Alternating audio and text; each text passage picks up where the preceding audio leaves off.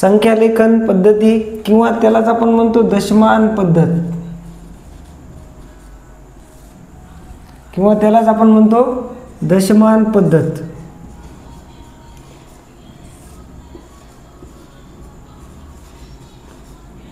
मग दशमान पद्धत म्हणजे काय? दशमान पद्धत म्हणजे दुसरं तिसरं काहीही नसून 10-10चा संच या पद्धतीने आपण म्हणू शकतो. एक उदाहरणासाठी पाहूया आपण. जसं की 225 ही संख्या आहे, बरोबर आहे. 225 मध्ये जर आपण पाहिलं तर 5 हा एकक स्थानावर आहे, 2 हा दशक स्थानावर आहे आणि हा जो 2 आहे तो शतक स्थानावर आहे. एकक स्थानावर 5 आहे, दशक स्थानावर 2 आहे आणि शतक स्थानावर पण 2 आहे. मग जर आपण पाहायला गेलं ही संख्या बनलेली कशी आहे, मग शतक स्थानावरचा 2 आहे त्याची जी किंमत आहे ती आहे 200. दशक स्थानावरचा जो आहे 2 त्याची किंमत आहे 20 आणि एकक स्थानावरचा जो आहे तो आहे 5 त्याची किंमत आहे 5.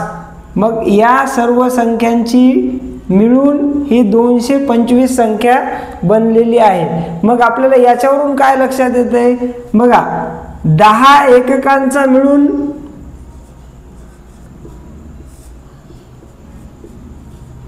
10 एकक मिळून तुमचा एक दशक बनतो.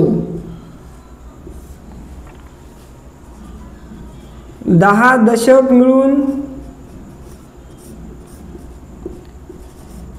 एक शतक बनतो.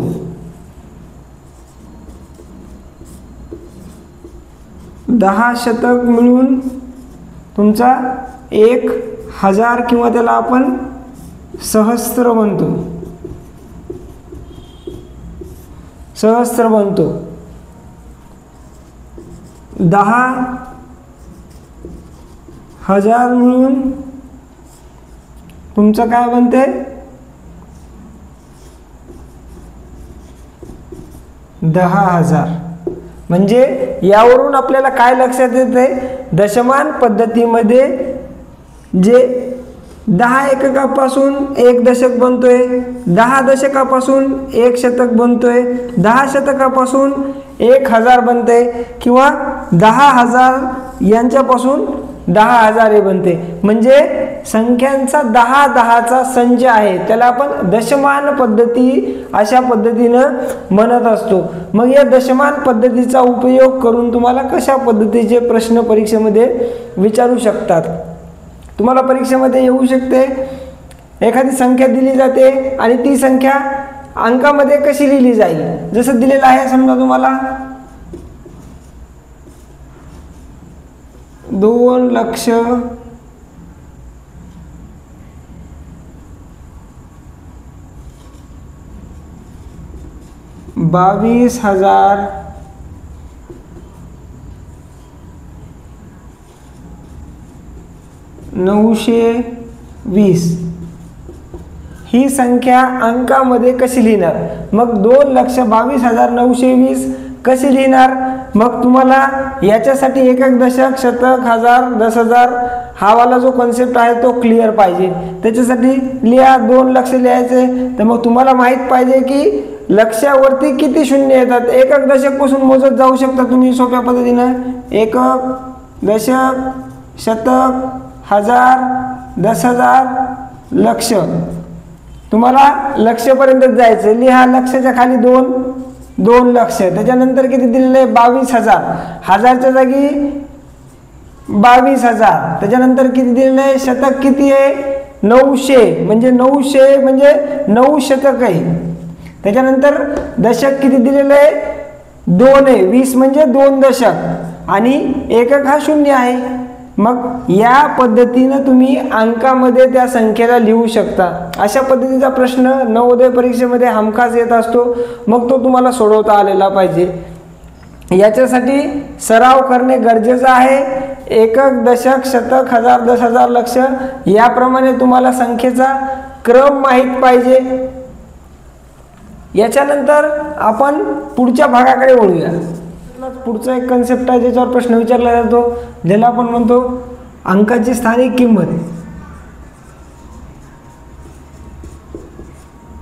स्थानिक किंमत व दर्शनी किंमत.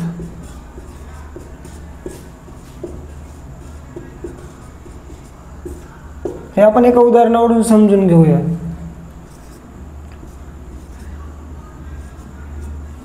संख्या आहे 2127. या संख्येमध्ये हा जो 2 अंक आहे याची स्थानिक किंमत काय आहे आणि याची दर्शनी किंमत काय आहे. एक लक्षात ठेवा, दर्शनी किंमत म्हणजे जी दिसते ती किंमत, म्हणजे 2 हा अंक आहे याची दर्शनी किंमत 2च आहे. 7 हा अंक आहे याची दर्शनी किंमत 7 आहे. 1 हा अंक आहे याची दर्शनी किंमत 1च आहे. 2 या अंकाची दर्शनी किंमत 2च आहे. मग तो अंक एकक स्थानावर असो, दशक स्थानावर असो, शतक स्थानावर असो, या 2ची आणि या 2ची दर्शनी किंमत सारखीच आहे. या 2ची किंमत 2 आहे, या 2ची किंमत 2 आहे. मग स्थानिक किंमत म्हणजे काय. स्थानिक किंमत हा जो आहे तो स्थानिक किंमत म्हणजे ती संख्या, तो अंक कोणत्या स्थानावर आहे त्याच्यावरून ठरत असते. आता मग लक्षात घ्या, जर विचारलं हा जो 2 आहे याची स्थानिक किंमत किती आहे, हा जो 2 आहे तो दशक स्थानावर आहे. दशक स्थानावर म्हणजे या 2ची किंमत किती असणार आहे, 2 दशक. 2 दशक म्हणजे किती, 20. मग हा जो 1000 म्हणजे सहस्त्र स्थानावर जो 2 आहे याची किंमत किती असणार आहे, हा जो 2 आहे तर 2ची किंमत असणार आहे ही 2000. मग याच्याच वरती प्रश्न कशा पद्धतीने विचारला जातो, सहस्त्र स्थानचा जो 2 अंक आहे आणि दशक स्थानचा जो 2 अंक आहे यांच्या स्थानिक किमतीतील फरक किती. मग तुम्हाला या दोन्हीच्या स्थानिक किमतीतील फरक म्हणजे 2000 मधून तुम्हाला 20 वजा करावं लागणार, त्यावेळेस तुमचं उत्तर मिळेल. अशा पद्धतीचे प्रश्न स्थानिक किंमत आणि दर्शनी किंमतवर विचारू शकतात. एक लक्षात ठेवा, दर्शनी किंमत म्हणजे जी त्या संख्येची किंमत आहे, जो अंक दिसतोय तीच त्याची दर्शनी किंमत असते. आणि स्थानिक किंमत म्हणजे तो ज्या स्थानावर आहे, एकक स्थानावर आहे, दशकवर आहे, शतकवर आहे का सहस्त्र स्थानावर आहे, त्याच्यावरून त्याची स्थानिक किंमत ठरत असते. याच्यानंतर अजून एक विचारला जाणारा प्रश्न म्हणजे संख्या बनवणे. तुम्हाला काय केले जाते, एक अंक दिले जातात, असे अंक दिले जातात. याच्यापासून तुम्हाला मोठ्यात मोठी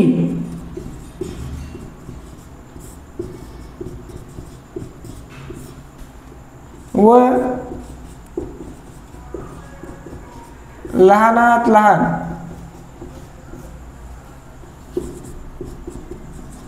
संख्येतील फरक म्हणजे या 5 अंकापासून तुम्हाला मोठ्यात मोठी संख्या बनवायची आणि छोट्यात छोटी संख्या बनवायची आणि त्यांचा फरक काढायचा, ते म्हणजे असेल तुमचं उत्तर.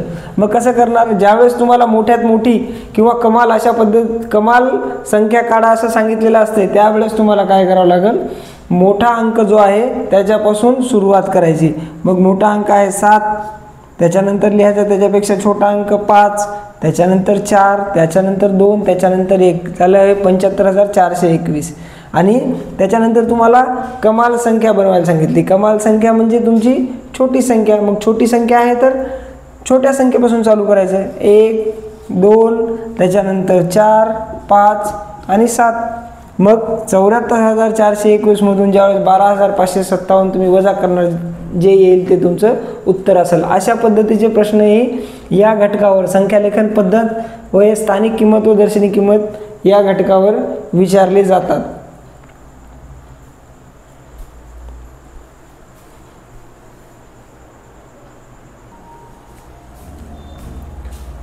यानंतर अजून एक घटक आहे ज्याच्यावर प्रश्न विचारले जाऊ शकतात. तो घटक म्हणजे जे आपले 1 ते 100 पर्यंतच्या ज्या संख्या आहेत त्याच्यामध्ये 0 ते 9 पर्यंतचे अंक किती वेळेला येतात याच्यावरती बऱ्याच वेळेला प्रश्न विचारलेला आहे. तर त्याची वारंवारिता काय आहे आपण हे समजून घेऊया. बघा, इथं एका लाईनमध्ये अंक लिहिलेले आहेत आणि दुसऱ्या याच्यामध्ये वारंवारिता लिहिलेली आहे. मग आपण बघू शकतो की 0 हा अंक 1 ते 100 पर्यंत किती वेळेला येतो. तर 0 हा अंक 1 ते 100 पर्यंत 11 वेळेस येतो. 0 हा अंक 1 ते 100 पर्यंत 11 वेळेला येतो. तर 1 हा अंक 21 वेळेस येतो. आणि उरलेले 2 पासून 9 पर्यंत जे सर्व अंक आहेत ते 1 ते 100 या संख्येमध्ये किती वेळा येतात. तर ते सर्व अंक तुमचे येतात 20 वेळेस. किती वेळेस येतात. 20 वेळेस येतात. हा जो चार्ट आहे याच्यावर भरपूर वेळेला प्रश्न आलेला आहे, विचारला जाऊ शकते की 2 हा अंक 1 ते 100 पर्यंत किती वेळेला येतो. तर तुम्हाला माहीत पाहिजे की 2 हा अंक 20 वेळेला येतो किंवा 1 हा अंक 1 ते 100 पर्यंतच्या संख्येमध्ये किती वेळेस येतो. तर हा 21 वेळेस येतो. अशा प्रकारचे प्रश्न या चार्टवर विचारले जाऊ शकतात. तर हा महत्त्वपूर्ण चार्ट आहे.